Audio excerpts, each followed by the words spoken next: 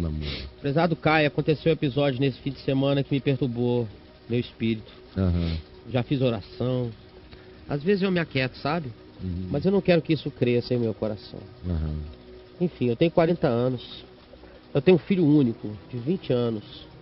Que está naquela fase de sair à noite, voltar amanhecendo das festas. Ele começou a fazer faculdade agora e não está trabalhando ainda.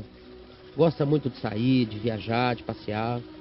O ocorrido foi que o meu sobrinho foi visitar uma pastora conhecida por suas revelações, que dizem ser certeiras. Então, meu filho... Ela tá lá no tiro ao alvo. Pastora tem a manha. Ó, olha lá, Caião. Ficou legal isso aí. Profecia certeira. Eis que tu vais viajar. Vejo uma mala na tua mão. Eis que eu vejo um anjo com uma salva de pratas e maçãs de ouro sendo entregues a você. Eis que eu vejo um véu e uma grinalda sobre ti, minha filha. Eis que eu vejo uma trombeta de levita sendo posta na tua mão. Eis que eu vejo que se tu deres o teu dízimo, tu prosperarás. São as profecias certeiras. Certeiras como a idiotice. E aí todo mundo vive para cumprir essa profecia de qualquer maneira. É só isso. Mas sim, me fale.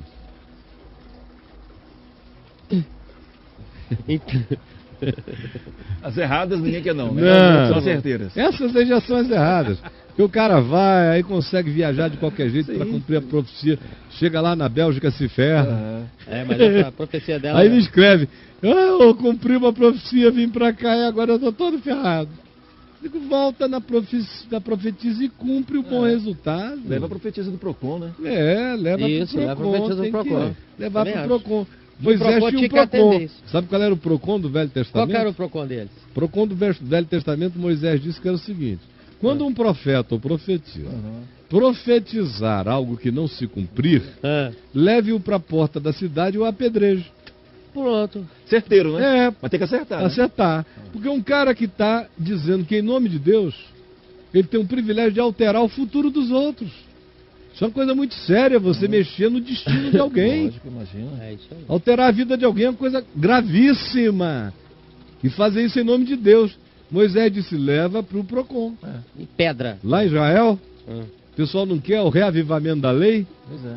Uma das coisas que me fazem dizer que o fim da lei é Cristo, para a justiça de todo aquele que crê, é também por amor aos falsos profetas. Sim.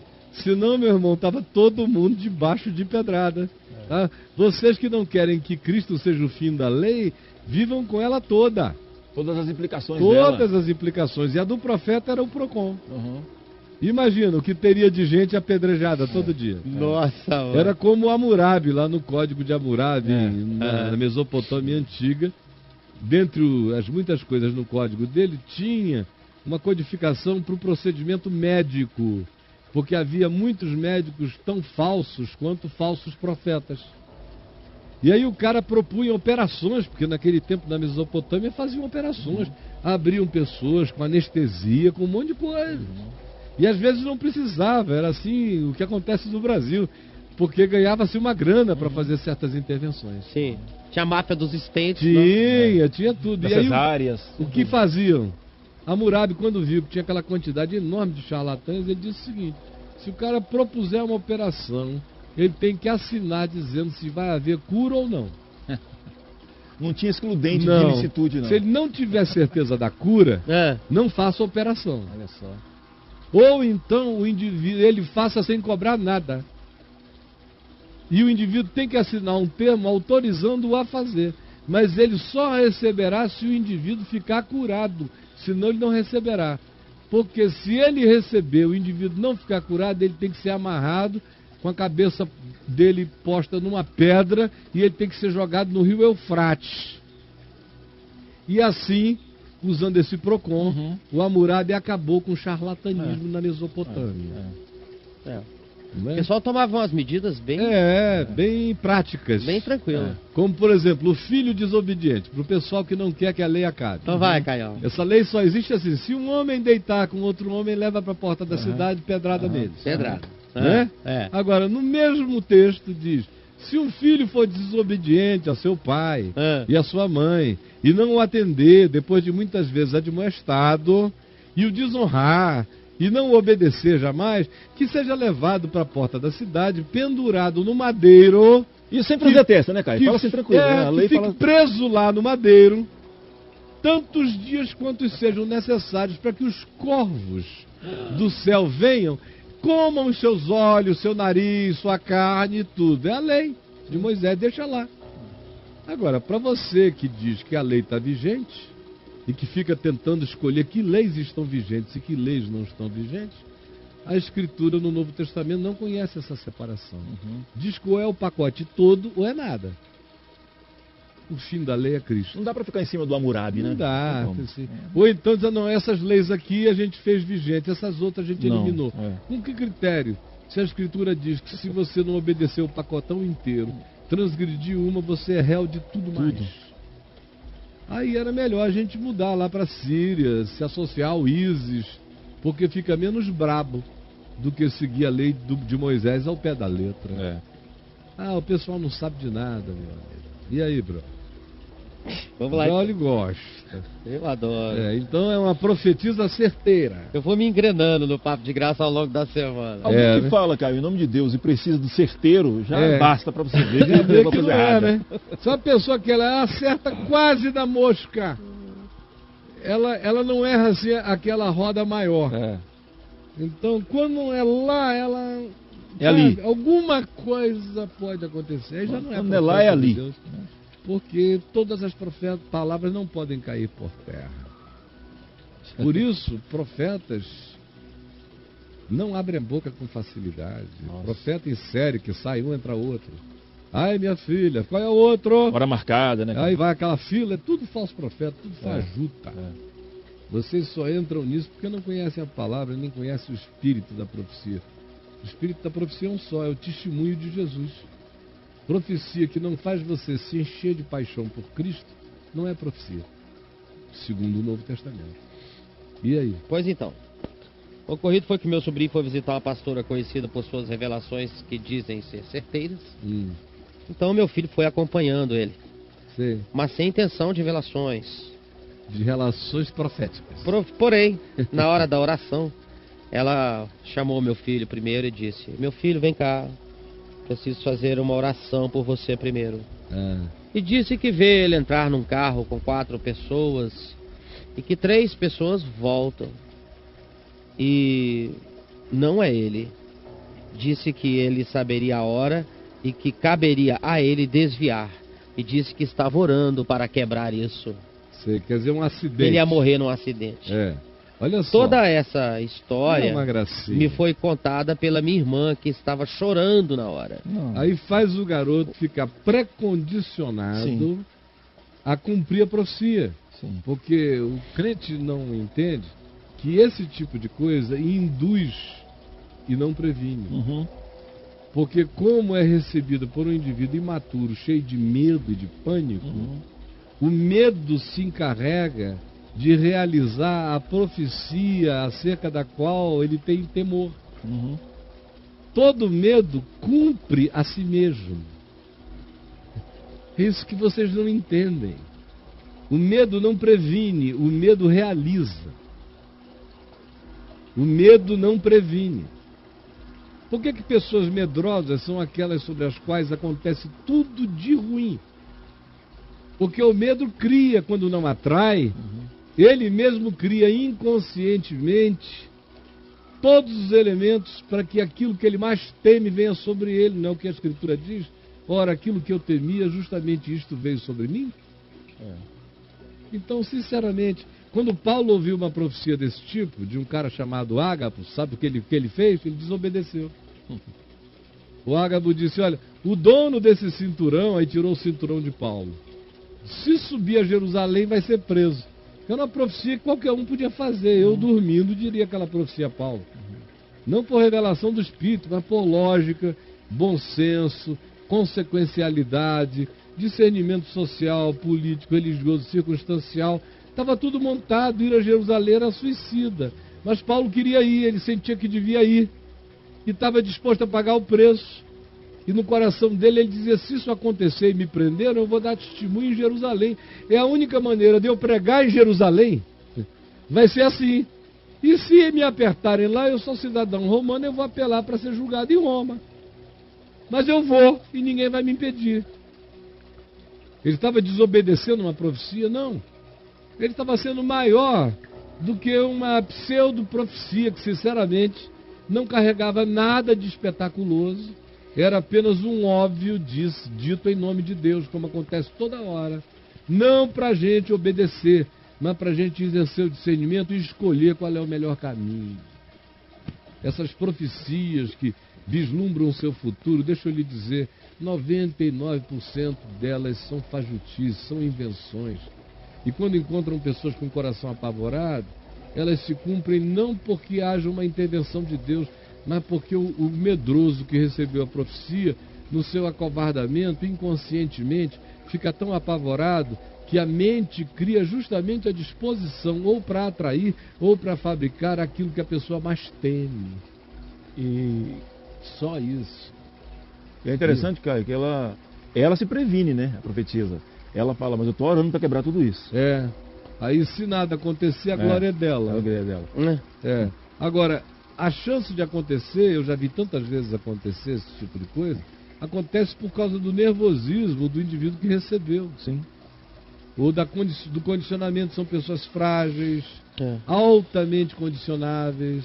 Qualquer indivíduo que esteja com medo está totalmente comprometido com o script que teme e será o agente principal na realização daquilo que pretende fugir e evitar. Então é uma psicologia assim de A, B, C, D. 2 e 2 são 4. É de uma basicalidade terrível. Queria muito que seu filho me ouvisse para ficar livre disso. Muito mesmo. E aí? Ele não sabe que eu sei, Caio. A partir daí eu fiz oração. Eu não dormia direito. Toda vez que ele saía... Não, por isso não. Esqueça agora, isso. Então, está um horror para mim. Esqueça isso, minha querida. Tudo que o seu filho não precisa é de uma mãe apavorada. O que ele precisa de uma mãe certa de que isso tudo não é nada. Deixa eu te dizer, o que eu já recebi de profecia, você não tem ideia. Eu vivi desobedecendo essas profecias todas.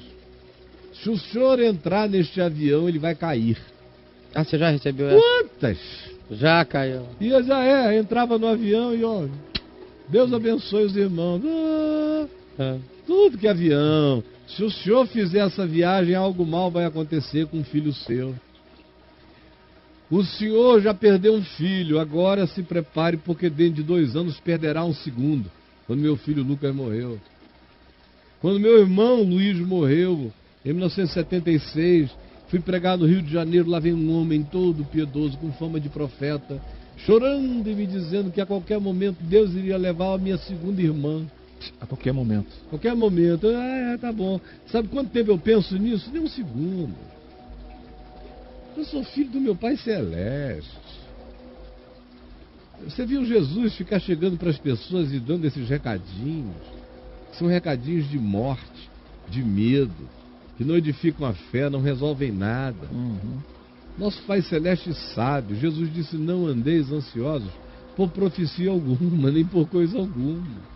Confie no Pai. Ele cuida, não cai um único fio de cabelo da vossa cabeça sem o consentimento dele. Nenhum profeta tem poder sobre nenhum fio de cabelo da minha cabeça. Minha irmã, não entre nessa, não tenha medo, confie. É a sua hora de aprender a confiar e dizer obrigado, Jesus, porque o meu filho é teu, a profecia sobre ele é bem, é bom, é cuidado. A única coisa que ele tem que fazer é dirigir com calma, é não ficar impressionado. Agora, ele precisava de ajuda, porque de um lado é você não ficar com medo, nem a sua irmã. De um outro lado é ele ter acesso ao que eu estou dizendo. Você podia pegar o recorte do que eu estou falando e fazê-lo ouvir. E depois pedir a ele para vir e conversar comigo amanhã.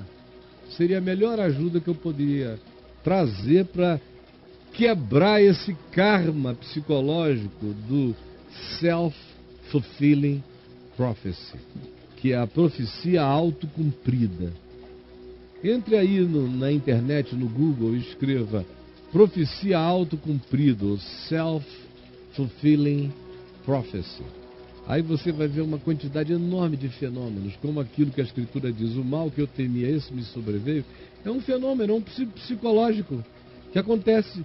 Entrou medo no coração, o medo realizará aquilo que o próprio indivíduo teme.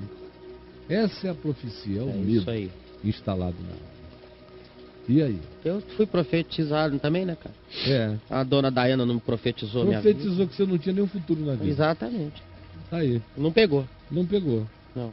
Graças a Deus você está aqui. Estou aqui. É. 2 filhos felizes. Isso. Está aqui no presente, né? Está aqui no presente. Tranquilo. Não tinha nenhum futuro. Não vejo nenhum futuro. Você não tem futuro nenhum. É. A gente não tem mesmo, né? É. Tirando a esperança da glória. Eu não estou preocupado que é amanhã? com coisa alguma. Eu estou vivendo um dia chamado hoje. Pois é. Mas ela tá muito aflita, cara. Ela fala assim, tá um horror pra mim. Uhum. Acordo sobressaltada, fico pedindo a Deus. Me ajude a lidar com isso, Caio. Uhum. Eu não creio que isso seja de Deus. Não é possível que Deus vai profetizar a morte do meu filho. Mas ao mesmo tempo essa semente maligna está querendo germinar.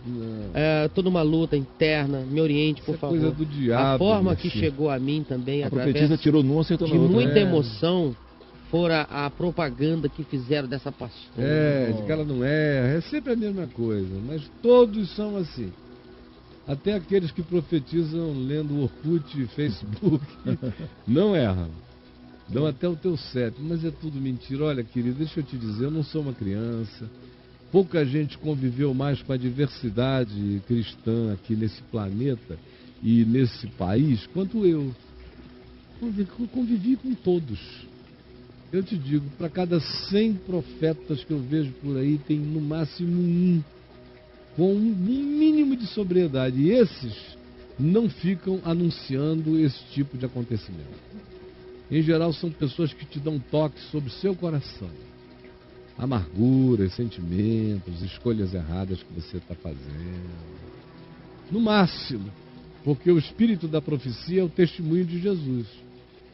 Ou seja, toda profecia tem que vir carregada do testemunho do Evangelho, do Espírito de Cristo. E o Espírito de Cristo, Jesus não era assim. Você não vê Jesus procedendo assim. Segundo lugar, a profecia, como diz Paulo, ela tem que consolar, exortar e edificar. Ela não é uma previsibilidade. Isso aí é feitiçaria pagã.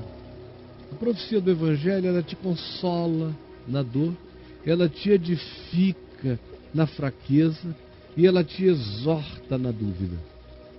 É assim, o resto é invenção pentecoslosa. É esse feitiço mágico de anúncios futuristas para manter pessoinhas dependentes de bruxas pentecostais. Peça ao seu filho para me ouvir.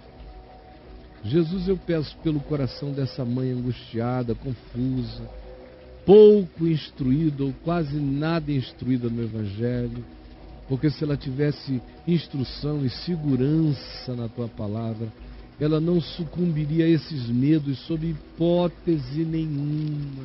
Ela saberia que nenhum mal lhe sucederá, praga nenhuma chegará à sua casa, porque aos teus anjos tu já deste ordem a seu respeito, para que aguardem todos os seus caminhos. Já saberia que eles a sustentarão nas suas mãos, e o seu filho também, para que eles não tropecem em nenhuma pedra, que cairão 1000 ao seu lado, 10.000 à sua direita, eles não serão atingidos.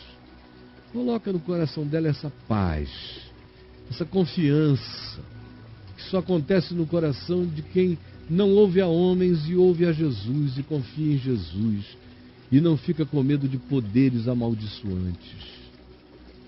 Coloca essa fé que liberta no coração dela. E convida, ter a coragem de dizer para o filhinho dela: eu estou sabendo. Isso me deixou assim com essa angústia. Hoje eu aprendi isso. Eu quero que você assista isso comigo. E que ele receba o estímulo de amanhã estar aqui para conversar. E ele próprio ficar livre desse poder amaldiçoante, dessas profecias do inferno. É o que eu te peço. Em nome de Jesus. Amém. E aí, bro? O cara escreve aqui, Caio, eu vejo várias mulheres que largaram o marido por causa de profecias. Eu já vi uma mulher que largou o marido e ela chorava, porque o cara era bom. A mulher largou chorando. Era um bom homem. Aí, porém, o pastor fez uma profecia de que o marido dela era de Satanás. Aí ela foi e largou o cara. É coisa de seita, de lavagem cerebral. Aí eles dizem, você não quer largar porque você não se submeteu a Deus. Mas você tem que pegar esse Isaac e sacrificá-lo no Monte Moriá, por amor ao Senhor. Meu Deus. Aí a pessoa pega o homem da vida dela, gente boa, carinhoso, não sei o quê, e o entrega como Manassés entrega um filho no Vale de Inom, em sacrifício a esse Baal religioso. Mas é tudo maldade. Se vocês entrarem lá no caiofabio.net, escreverem a palavra profecia, profeta, coisas assim, vocês vão ver uma quantidade enorme de cartas absurdas de mulher que ama o marido e por causa de profecia se dedicou, chorando, angustiado, um ano depois do outro, pedindo a Deus que matasse o marido dela. Porque o pastor profeta disse que o homem para ela era um outro. E ela não queria nada com o outro. Mas estava com a mente tão cativa do bruxo, pastor, bispo local, que estava entregando o marido que ela amava à morte, sem entender nada, com pânico e ódio de si mesma. Porque quando o marido morresse, ela iria casar, então, com outro. Como também tem aquelas mulheres perversas que ouvem uma profecia dessa e não gostam do marido e começam a ir para a reunião de oração todo dia, pedir ao Senhor para matar o esposo. É muito homicídio, é muita bruxaria, é muito pecado, é muita magia negra, é muito culto às trevas nesse meio. É muito desejo de morte, é muito culto à morte, é muita intervenção satânica. E o pessoal fica pensando que a igreja de Satanás está na Califórnia. Está em quase toda esquina aqui no Brasil, para todo lado. Está aqui. Só tem bruxo aí. Em nome de pastores e de bispos, mas tem bruxo.